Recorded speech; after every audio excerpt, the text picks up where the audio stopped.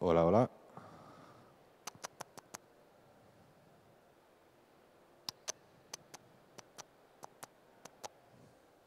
Dovete iniziare?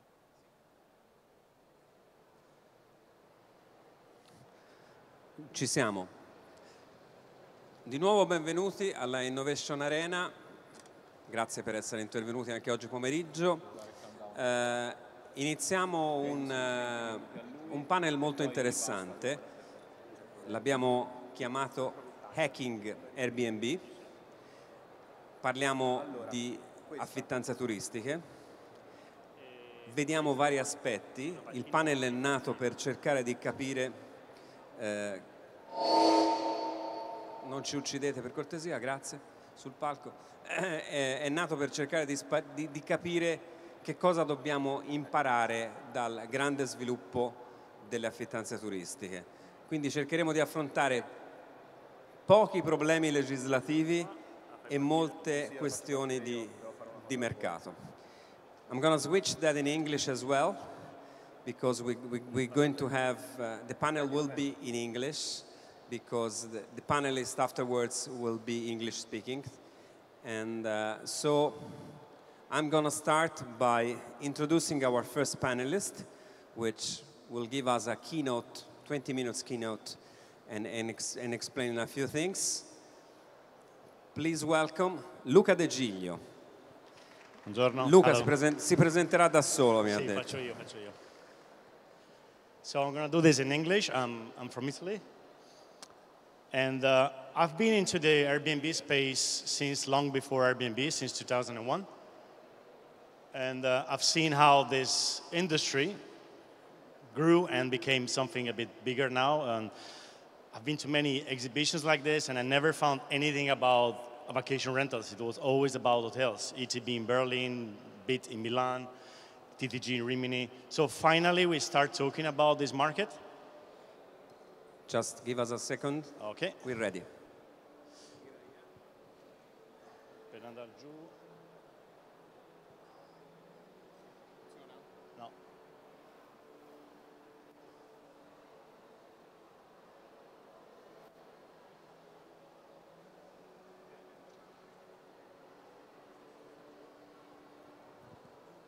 So while we fix that, before that, I was working in hotels, in receptions, in France, Germany, and Spain, so I have a bit of experience. All right, so then I've been an expert manager, so I traveled in hotels. I've seen it from the other side of the reception. And then when I quit my job, I went to travel for a year, and then when I came back to Italy, I didn't want to go back to an office. It was 2000, and I was trying to do something online, and I remember that when you go to Prague, in the station, people would come and offer you an apartment. So I built a small Airbnb before Airbnb, very small, very ugly, but it worked, and it let me travel for many years. So I became, without even knowing what it was, a digital nomad. So digital nomads are people who travel with their laptop and they work online. The word actually came into existence many years later, but I was basically a digital nomad and still am, right? I haven't been working in an office for more than 10 years. And then from 2001 to 2009, my life was very happy. So I was in Bali, I was in Australia, I was in Brazil. And then Silicon Valley woke up to this opportunity. So I was able to manage an online apartment rental with my laptop with very limited time and zero money. I never got investors. And then Airbnb came in and completely destroyed my business. So I had to look for money. I found money in Bulgaria in an accelerator. We opened a very boring, now I have to say, online distribution business. You give us your apartments, we put them in Airbnb and Booking, we do the bookings. And well, you know, it kept bringing a bit of money in it, but it was really, really boring, and I was waiting for something new. And in the meantime, I started a training business, like I was teaching people to do vacation rentals. And then the blockchain happened, and the blockchain opened my eyes, because now we can do an OTA alternative. We can do Airbnb on the blockchain and do something which is different than Airbnb, but belongs to the network. So, as I said, I lived through this very small thing. Vacation rentals are, nobody even talks about them at exhibitions, to today, and where these exhibitions and hotels have to come to terms with the fact that this market now is really huge and it's getting bigger by the day, right? So maybe it's time now to consider this market as something where you can learn a little bit from. Booking.com already understood that, when you think about these OTAs, they have a lot of data. They understand things better than any human being can understand. They have artificial intelligence, and they understood that you need to have apartments and other accommodations in your offering. Here you have a search in Rome, okay? This is 3,000 almost apartments against 789 hotels. Of course, hotels have more rooms. Apartments have maybe 2 or 3 sleeping places. So we may be like at the same level. In terms of turnover, I guess hotels are still bigger, okay? But you have to see the trends. And in this era, trends are exponential. We may find ourselves 5 years from now here where hotels are just a niche. Maybe, I'm not saying that, but we have to consider this possibility, right? And now it's probably time, it's 2018, Airbnb is 10 years old. Maybe it's the time to look at this as an opportunity, not more as a threat. And I've gone through all the difficulties of a property manager, and I've seen how property managers are still today struggling to give a good service. Today, it's still better to go in a hotel than a vacation rental, because in vacation rentals, there's always problems, still today, okay? So you have actually, as hoteliers, very big opportunities still today. So let's see them. If you become a property manager, if you have a hotel, and you decide to manage apartments around your hotel, you have incredible advantages, okay? First, you have experience. People in Airbnb are beginners. Hosts in Airbnb, the level of hosts in Airbnb is incredibly low, all right? And property managers are maybe 5 years old in the business, is still learning. You've been in this market for 30 years. I'm in Venice, right? So I've seen so many times I passed in front of a hotel in Venice and said, look at these guys. They could be making hundreds of hotels very easily. And they left this market in the hands of people who have not even the entrepreneurial mindset, right? You have the basic infrastructure in place. I will go into this deeper a bit later.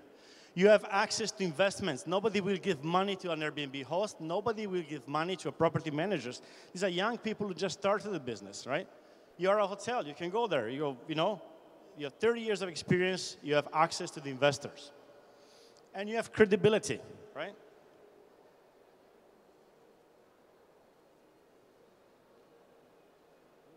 Okay, so let's go through every single step where you have advantages. First of all, if you want to get properties, when you're going to get apartments, like in Venice, in Rome, in Milan, in Paris, you can get apartments so much easily compared to the new guy who comes to you and says, I'm an expert in Airbnb, I'm going to get your apartment. This guy is nobody. You are the hotel down the street.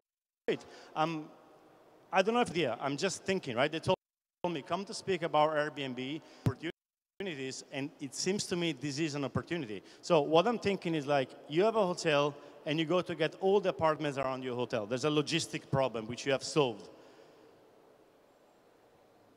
Then you know how to manage Booking.com, you know how to manage Expedia, you know how to manage channel managers. Airbnb hosts have no idea what a channel manager is. They're learning now. You have to teach them. What is a channel manager? I'm in Airbnb only. Well, good luck with that, right? Or, I mean, just in Booking.com, Airbnb is not working. Well, good luck with that. You get a few bad reviews, you're out. PMS, forget it. They have no idea what it is. Check-in. There's a company here, it's called Cosa.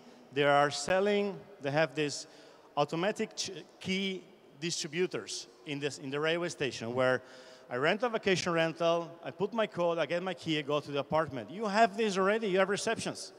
You have people there, most of the time 24 hours a day. You don't need that, right? Oh, and sorry, and the luggage. The guest in Airbnb, can I leave my luggage? No, I got somebody checking in. Oh, I'm coming earlier. Can I leave the luggage? No, I don't, the apartment is busy. You can do that very easily. Now, people come in the apartment, something gets broken. Something always gets broken. The light, in Italy we have very low power. You turn on the washing machine, dishwasher, and boom, it goes. and the host goes from maybe another city or half an hour away to put up the electricity. You have people, you have staff in the maintenance business, in the maintenance sector, they can go, if the apartments are closed, and again, that's why it's important to choose apartment close, you have a done deal, very easy. Same for maintenance, you know?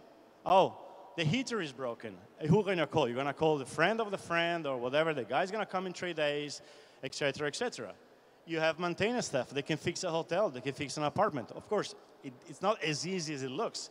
Every apartment is different, but still, these are people you are paying, they are in your hotel, they have experience. So it's much easier for you to do that than for somebody who's just invented this job, right?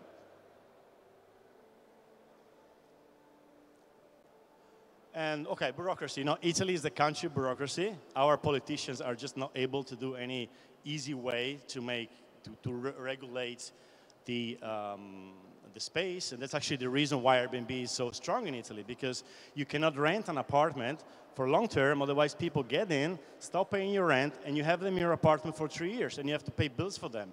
This is the reason Airbnb is strong in Italy. So don't fight Airbnb, fight the politicians. They should just fix the normal rental environment.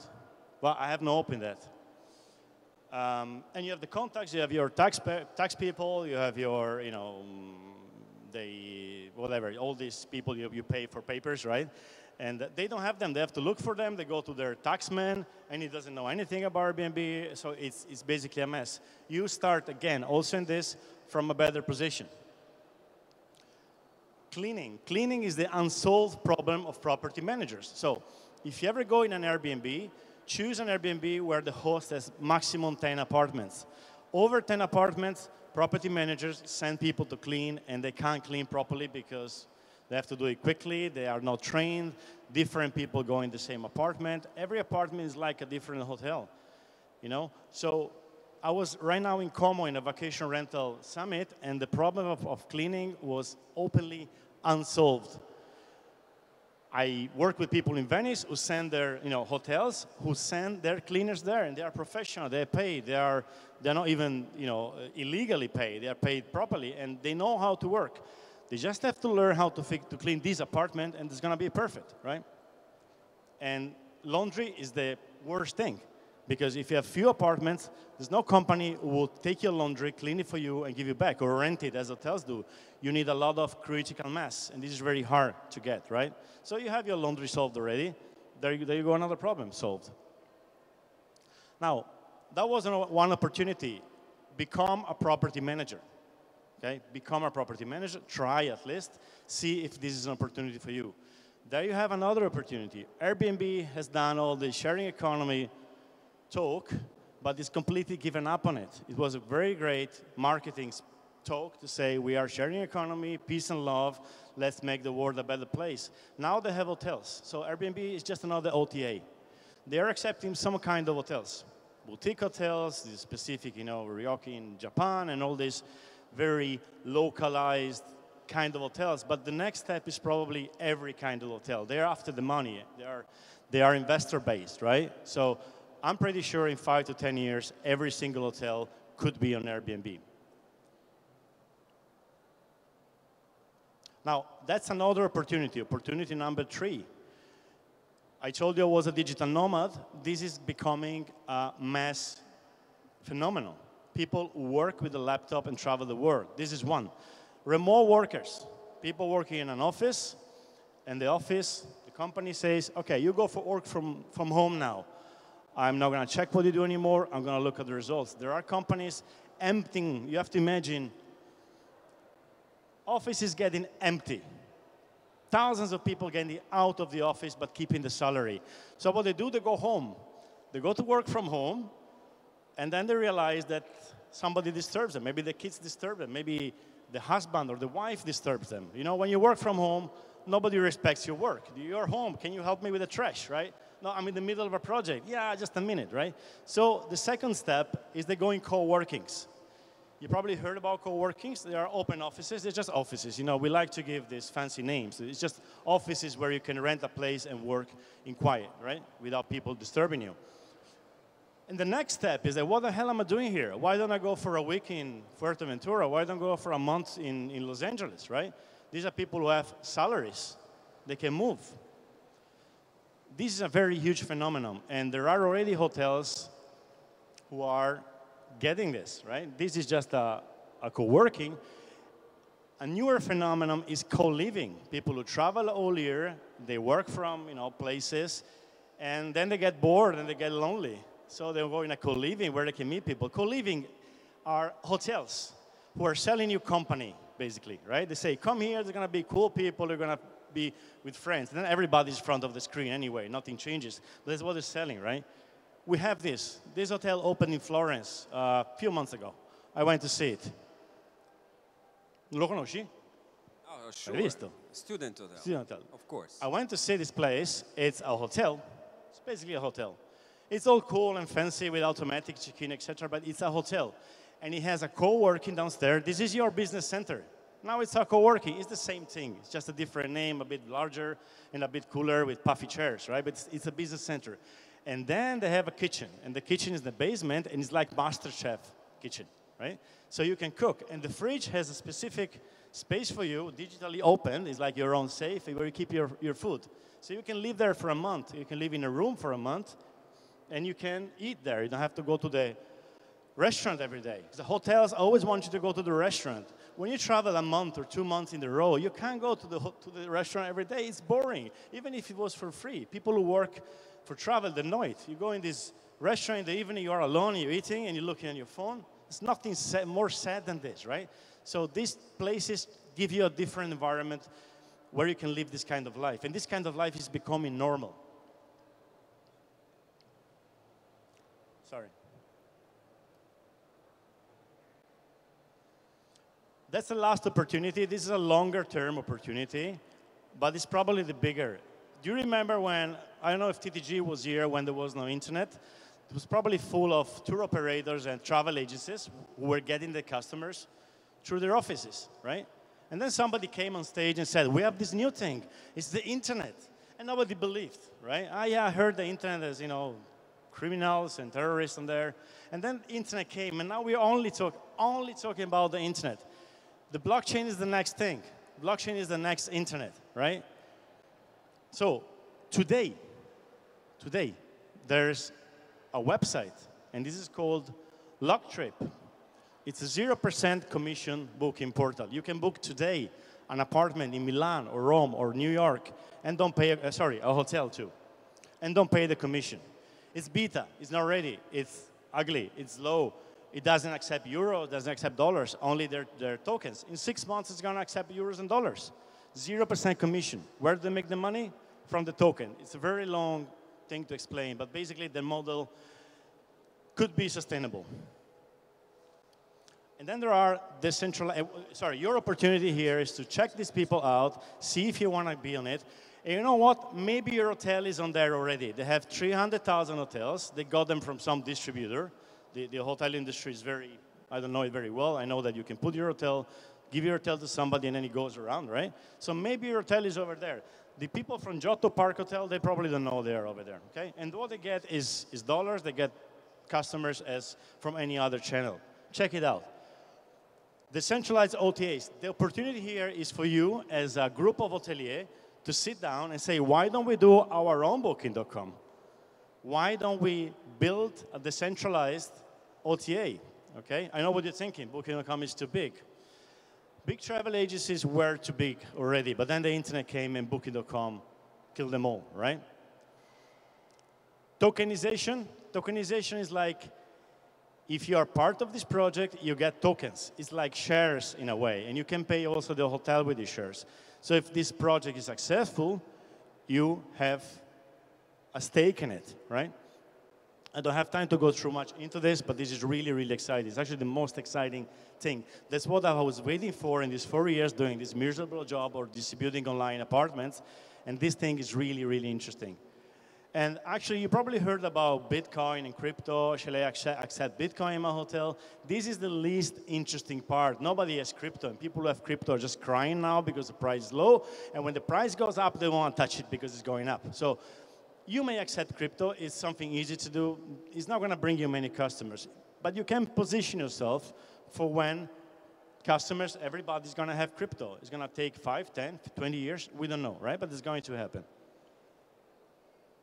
So we are building a decentralized OTA in the vacation rental space. We are building an alternative to Airbnb. We build a community, and we are working on it. But you can do it too. The nice thing about that, it's open source software. You can take the same software we're using and do your own decentralized OTA. Again, it's too early. It's not too early to look into it because your competitive advantage is very strong. Imagine getting on the internet in 1995 and think, oh, maybe I can do a Booking.com thing, because Booking.com didn't exist. You had all the time in the world to do it. It's a bit late. People are doing it, but it's not too late. So check it out. One thing you can do is to ask for, consultancy to people into this space. So I have 3 ideas here. One is Viva del Turismo. This is from Danilo Beltrante from Florence. He's the biggest Italian, this is for Italians, biggest Italian training company about that. The second one is Vacation Rental World Summit, is in English, so you may talk to this guy. The third one is me, is more personalized, and you can ask me for a consultancy. So the 4 opportunities again.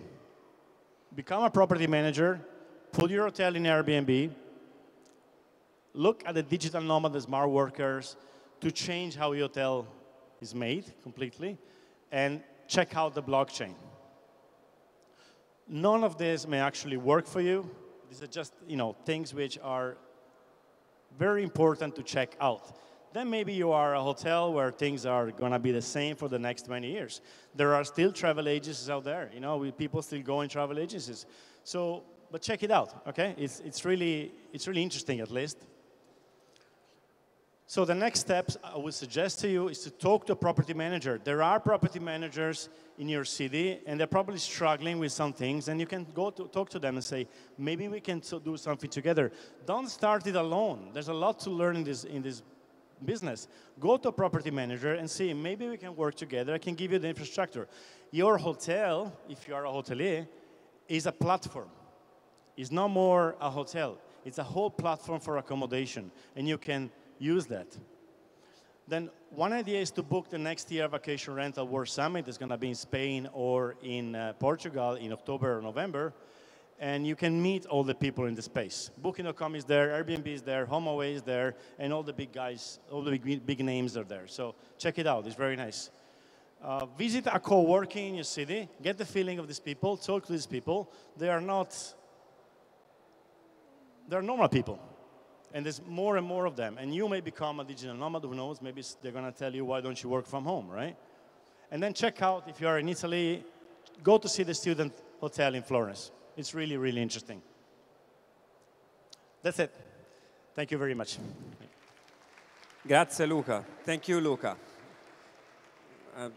From your presentation, I already have a few questions in mind. Okay. But let's continue. We're going to continue with a little discussion on that.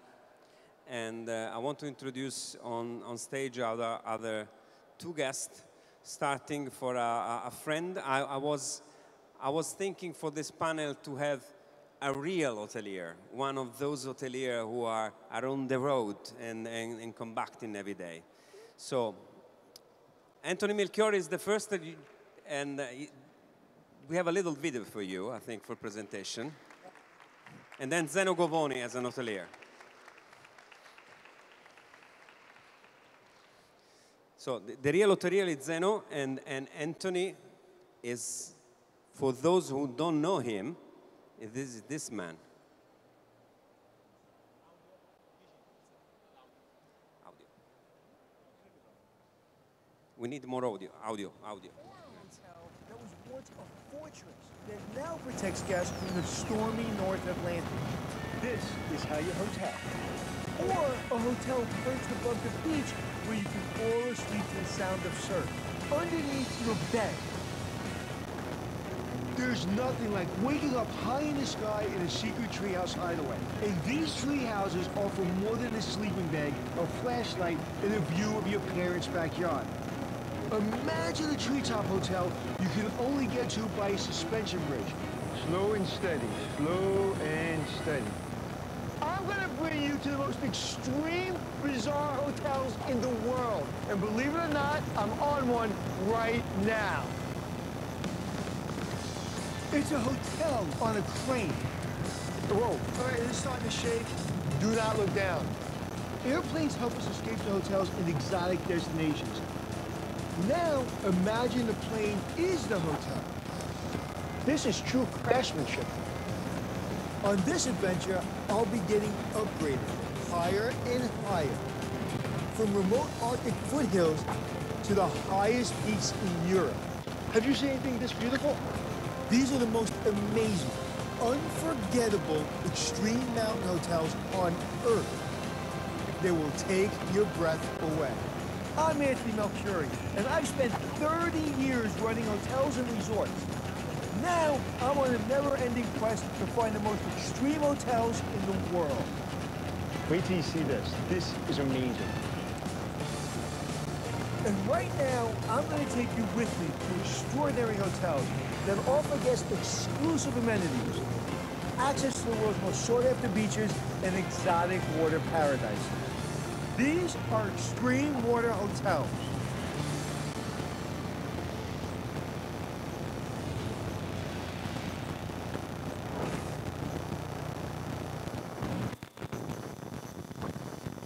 Chi è che non ha visto questa trasmissione mai? Hotel Impossibile, Extreme Hotels. Yes.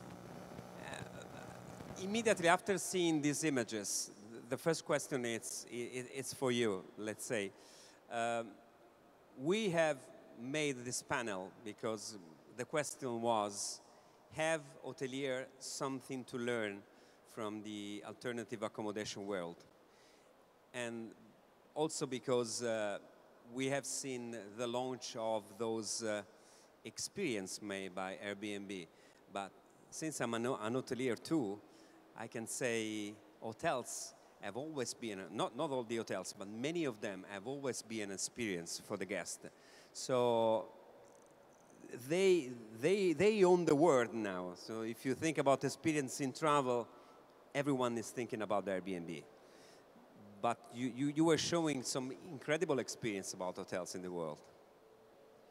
Well, I think hotels have traditionally been transactional, and then they started to be understanding that it's about experience. And I think one of the things that alternative accommodations does, like Airbnb, is they make it experiential. And I think that's what you're seeing more and more. And what I'm finding in the hotel industry is hotels are starting to understand that Airbnb, some people say a threat. I don't think it's a threat, but a lot of people feel it's a threat. I kind of disagree with that.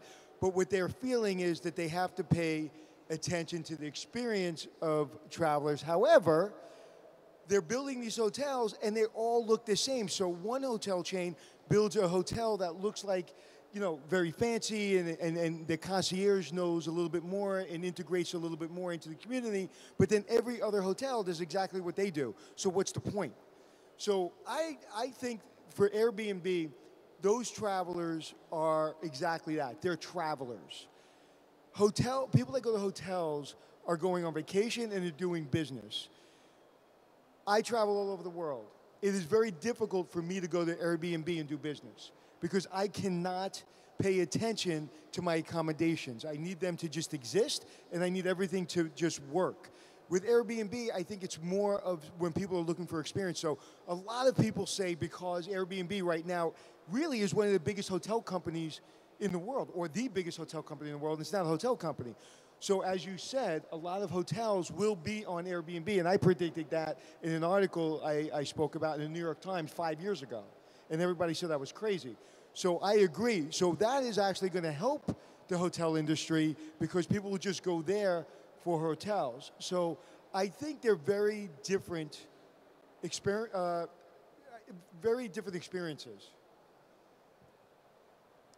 Luca, I was seeing Antony's face when you said that probably hotels in the future will be a niche, and be an hotelier, I was scared about what you said. Yeah, exactly. You really think so?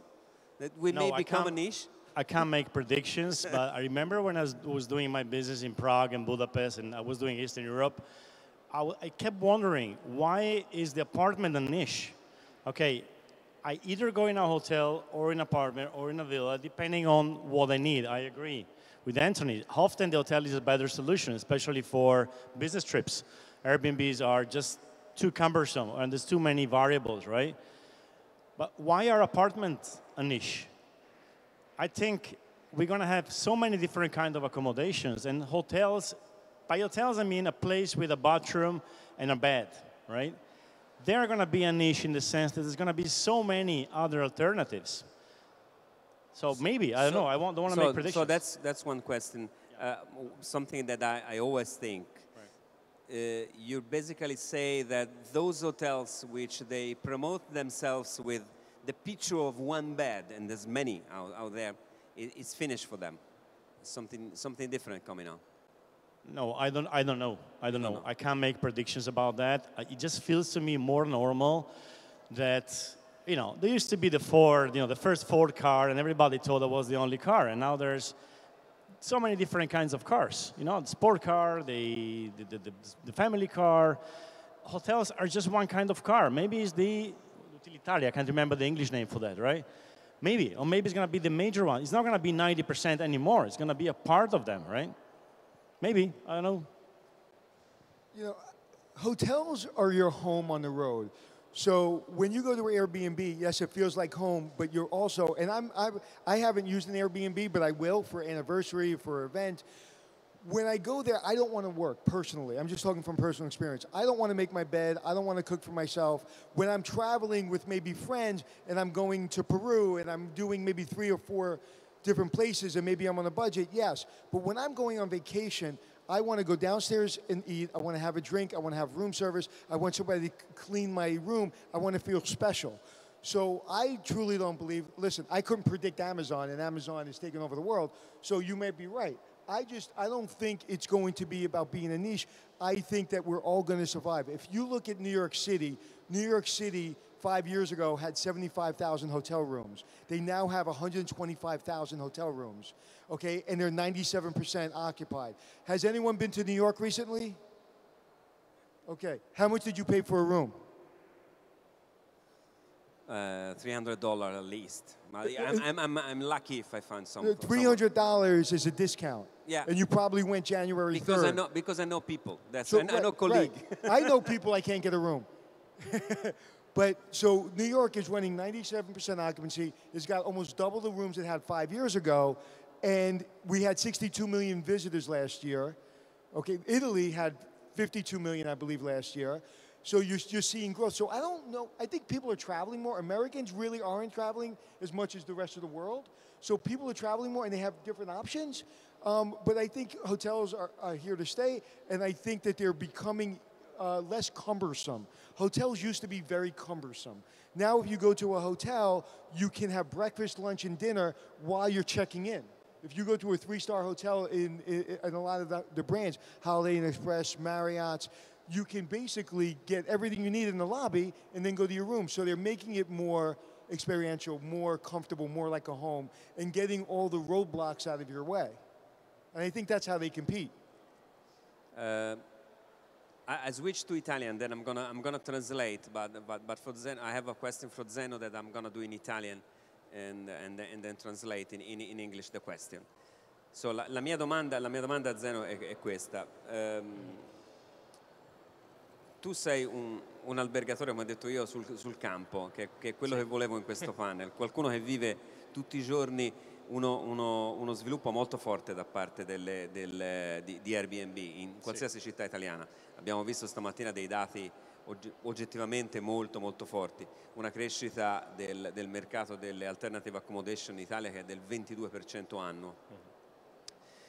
E noi albergatori, mi ci metto anch'io, abbiamo reagito in 2 modi diversi. C'è chi ha cambiato completamente il proprio modo di fare business e chi invece ha strillato, un po' come i tassisti contro Uber, alla ricerca di una legislazione che ci tutelasse dall'esplosione delle accommodation private. Però quello che abbiamo visto stamani mattina, scusa se la domanda è un po' lunga, è che questa cosa è già avvenuta. Sì, assolutamente. Come la vive una città questo cambiamento? I'm going to translate in English, saying that in Italy there has been two major opinions on hotels about the development of Airbnb.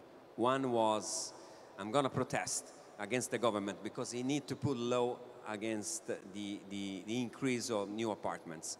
And it's a lot of increase. We have seen this morning in the data, it's 22% every year in Italy. Or okay, I'm going to adjust my offer to what the market is needing. The student hotel is a perfect example of a different offer from an hotel, which works, by the way. So that many other hoteliers may do it. So I was asking Zeno, which is living in a hotel, which is feeling what is happening in the city, how he should think things will do, if he's in one part or the other, se sei da una parte o dall'altra, quelli che urlano più legislazione o meno. No, allora, io da albergatore mi sono svegliato un giorno e mi sono trovato Airbnb lì. Non ho ascoltato Montemagno al BTO quando aveva detto attenzione che Airbnb lascerà il segno. Ha lasciato un solco, sta lasciando un solco. Non posso cambiare o contrastare o bloccare Airbnb. Allora mi sono detto studiamolo, cerchiamo di capire se c'è un'opportunità in questo sorta di problema.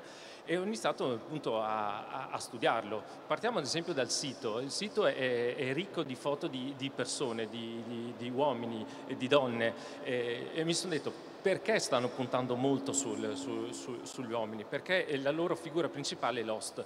E allora ho detto, beh, e allora io cosa faccio? Perché metto ancora come prima foto la foto della camera o della hall? Mettiamoci la nostra faccia. Io e la mia famiglia siamo lì tutti i giorni. La prima foto del mio sito è mia, di mia madre e di mia sorella, perché noi siamo il cuore del nostro albergo e noi siamo il primo sorriso del nostro albergo. La figura dell'host, l'host è fondamentale per Airbnb, è quello che ti accoglie di notte, quello che quando ti accoglie ti offre un bicchiere di vino, che ti risolve i problemi, ma perché noi non li abbiamo mai risolti. I nostri team dei ragazzi e delle ragazze della reception non hanno mai risolto i problemi e come se li hanno risolti. Forse il problema è che noi ultimamente albergatori ci stiamo spostando un po' troppo sulla tecnologia, sui social, forse ci stiamo dimenticando di questi ragazzi, di questi team che sono veramente l'anima del nostro hotel.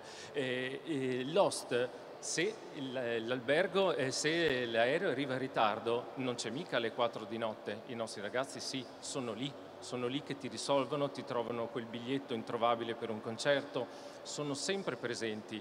Ecco perché è importante però rivalutare Luca ci diceva prima nella sua presentation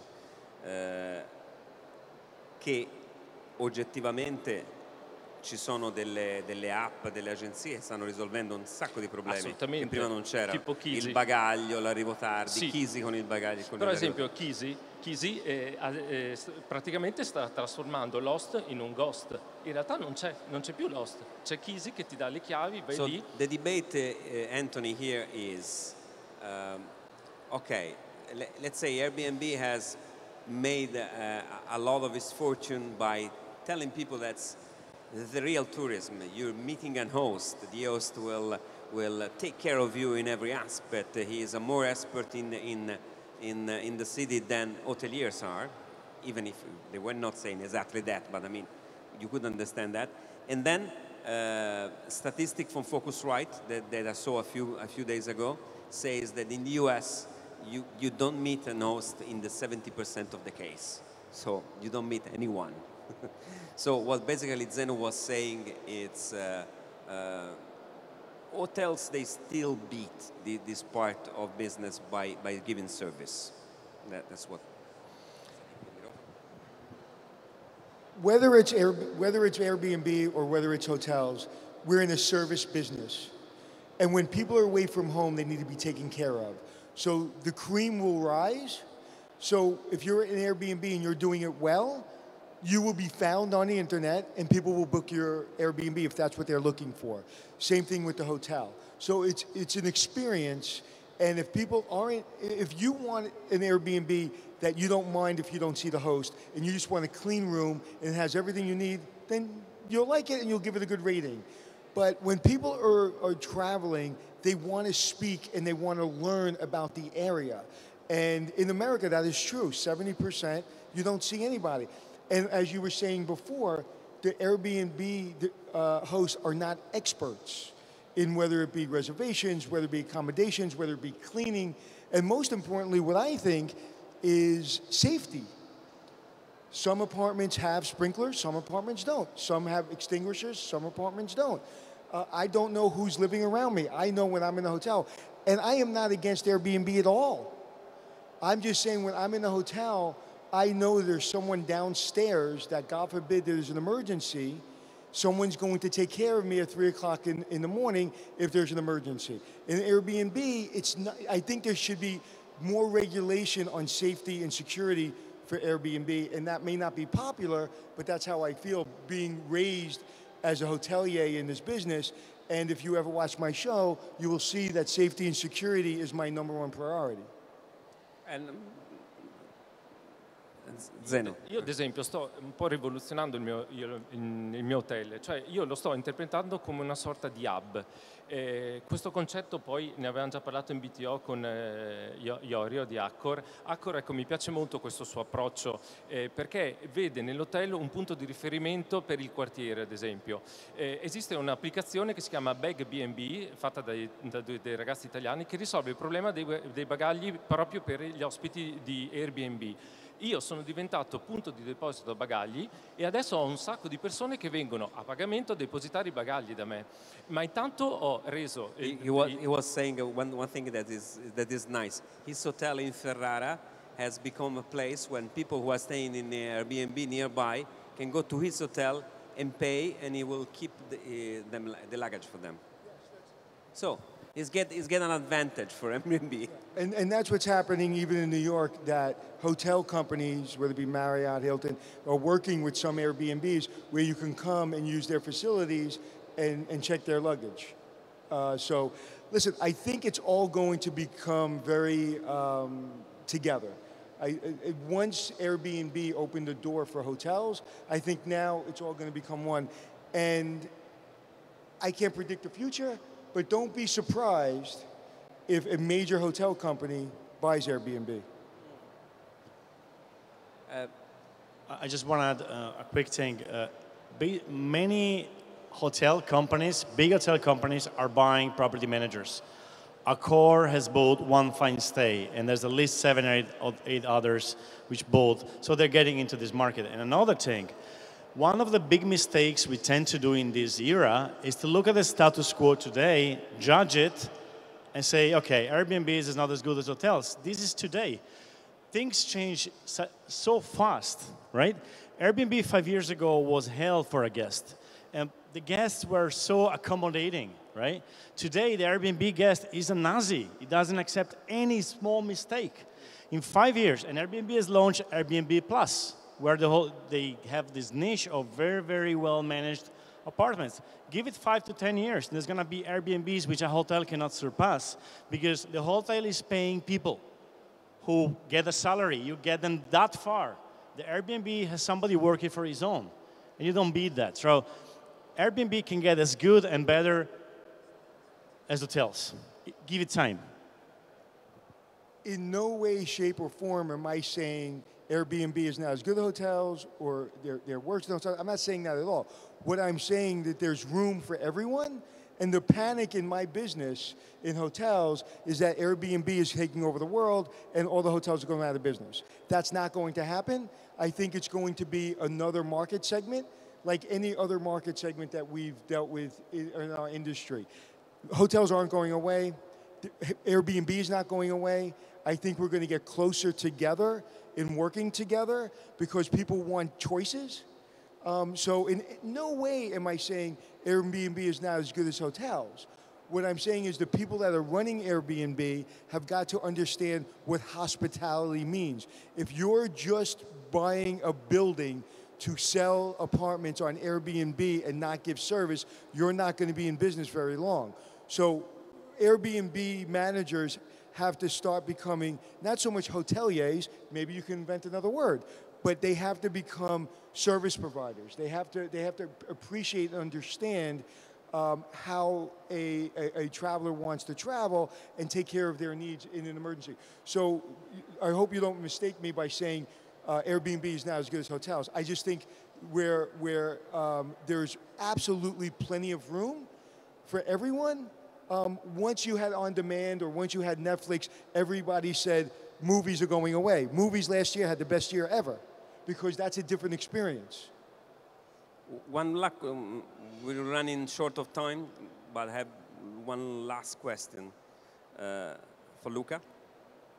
First, we have Antony was saying, I want to be sure I have more safety from that. So one thing that it's asked by hoteliers a lot. I'm not getting into legislation, but they say, all right, I'm on the market. I want Airbnb or alternative accommodation have the same rules that we have, at least for safety and regulation and for taxes. Every time I spoke with anyone who is doing this job, is doing your job, I never found a closure on that. So, I mean... You never found what? I never find someone say, no, we don't want that. They say, it's okay, do it, by the way. I agree. Yeah. Yeah. I mean, so there's again, but we are going... The problem is not Airbnb or hotels. The problem, again, is regulators who can't do their jobs. That's it. So maybe hotels have too many regulations that are difficult to follow. Of course, regulations should make it that it's easy to keep it, safe. And I agree. Same with taxes, of course. And Airbnbs today have an advantage. There's less regulations, there's less taxes. You can still, we're all for it. And what about something which is also sometimes asked in many cities? So let's say have a regulation about the numbers of Airbnb present in that. So we have seen cities like Amsterdam, Barcelona, or saying, hey, stop, we're too many. I mean, Yeah, this is the more difficult question. I tend to agree. I still don't know. Markets are not regulating, and regulators are even worse often.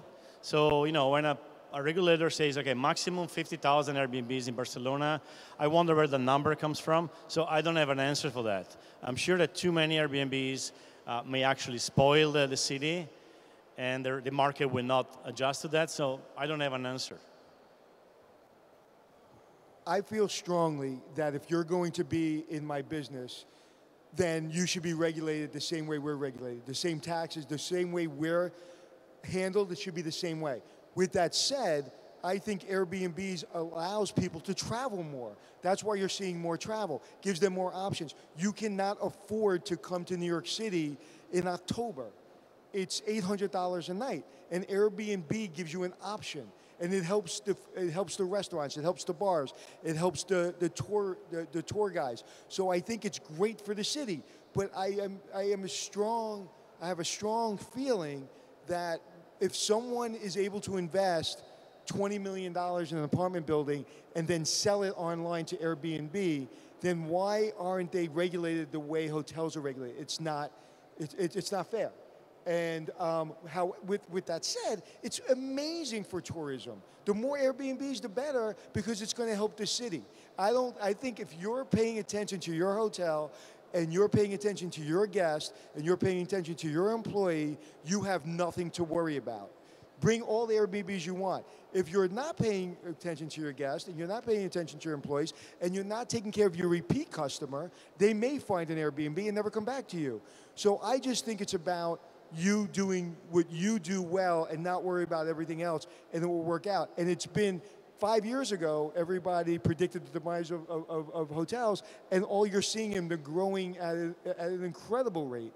So I think that there's room for everyone, and I think eventually, 10 years from now, it's going to look, we're all going to look, it's going to look a lot more together than apart. We have to live with each other. Okay. Our time is gone, so I'll thank you, Zeno Govoni, Luca De Giglio, and Antony Melchiorri for joining us in this panel. One last question for Antony. Is there any Italian hotel on Extreme Hotels? Not yet, but I met a young lady in the lobby that showed me an 11-room hotel that she has from her family. It's beautiful, so I'm thinking about it. All right, thank you, grazie. A fra poco.